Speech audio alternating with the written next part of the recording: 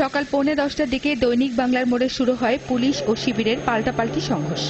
পুলিশের ওপর ইট পাটকেল ছোড়া সহ গাড়ি পোড়ানো ও ভাঙচুরের তাণ্ডব চালায় জামাত শিবির। একই সঙ্গে ককটেল বিস্ফোরণ ঘটিয়ে পুরো এলাকায় আতঙ্ক সৃষ্টি করে রাখে শিবির কর্মীরা।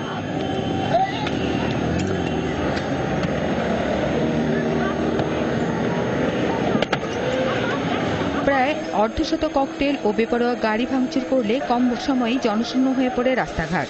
দীর্ঘক্ষণ ধরে চলে গাড়ি পোড়ানো ও ভাঙচুরের তাণ্ডব।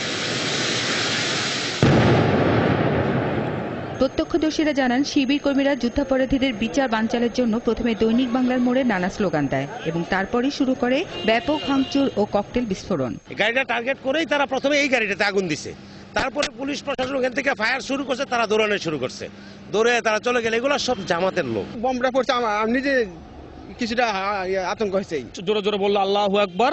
হ্যাঁ, এই বিচার মানি না, মানবো না, এগুলো বলে সামনে দিকে আসতে, তারপর পিছন থেকে পুলিশ আসলো। পুলিশ আসে ওদেরকে দাওয়া করে ওরা ছত্রভঙ্গ হয়ে গেল। পেট্রোল ঢেলে দেয়, পর মেয়াজ গাঁওতে আগুন ধরে দেওয়া হয়।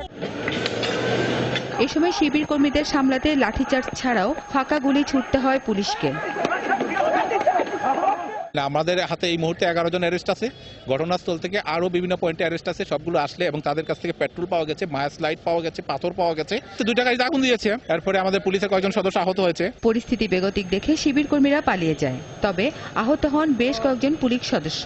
পরে পুলিশ ঘটনাস্থল ও আশপাশ থেকে 13 জনকে আটক করে।